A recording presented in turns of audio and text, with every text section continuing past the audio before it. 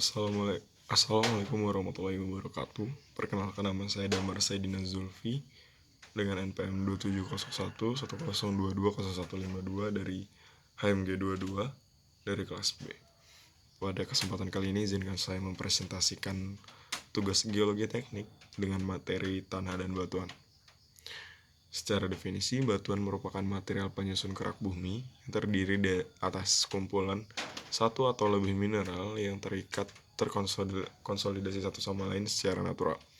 Sedangkan tanah didefinisikan sebagai kumpulan butir atau partikel yang kurang atau tidak terkonsolidasi, yang merupakan hasil dari proses pelapukan sebuah batuan yang terbentuk secara in situ maupun tertransportasi.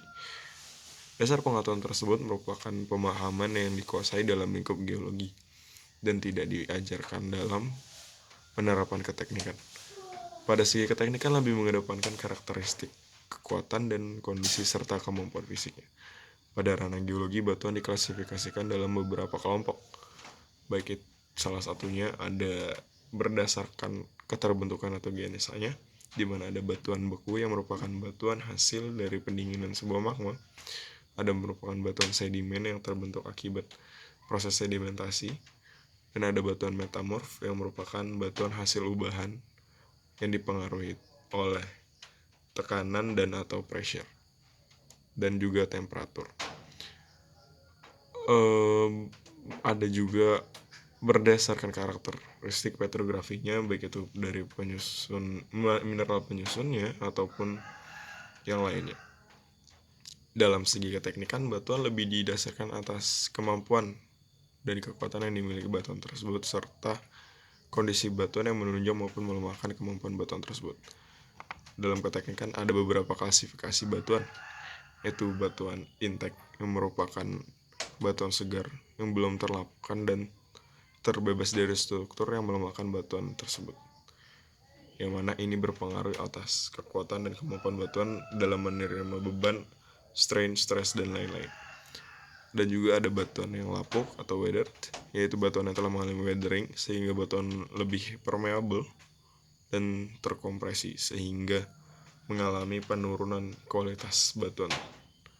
Dan yang terakhir itu ada batuan non-intact, merupakan batuan yang secara luas mengalami atau terkena struktur, baik itu berupa kekar, lipatan, ataupun patahan, yang mana struktur-struktur tersebut dapat menurunkan kualitas batuannya, melemahkan batuan tersebut, dan membangun zona lemah.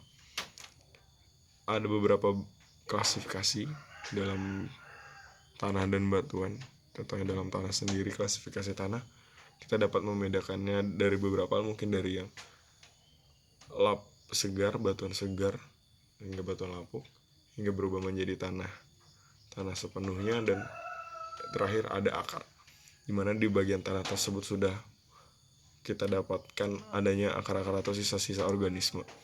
Dalam perubahan batuan menuju tanah, kita bisa dapat melihat perubahan yang signifikan, mulai dari batuan yang masih segar, lapuk, hingga akhirnya menjadi tanah.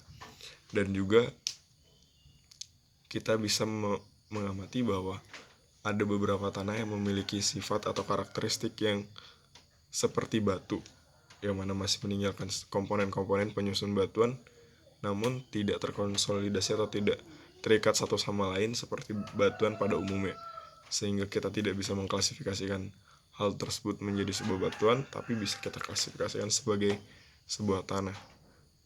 Dalam segi keteknikan, batuan dapat dinilai atau diklasifikasikan berdasarkan kekuatannya masing-masing yang didapatkan dari uji kekuatan, baik itu batuannya diberikan tekanan, kompresi, atau mungkin dipanaskan, sehingga kita tahu kekuatan atau kemampuan batuan-batuan tersebut. Biasanya batuan-batuan tersebut dinilai kekuatannya berdasarkan juga material penyusunnya, yang mana itu lebih dipahami oleh geologis, seperti kandungan silikanya mungkin yang lebih banyak, atau mungkin kandungan lempung yang ada pada sebuah batuan, yang mana hal tersebut dapat menurunkan kualitas batuan ketika lempung-lempung tersebut mulai terlapukan, sehingga menyebabkan pecahan-pecahan pada batuan. Mungkin itu saja yang dapat saya presentasikan mengenai tanah dan batuan ini. Lebih dan kurangnya mohon maaf. Semoga presentasi ini bisa bermanfaat dan sesuai dengan apa yang diajarkan. Terima kasih.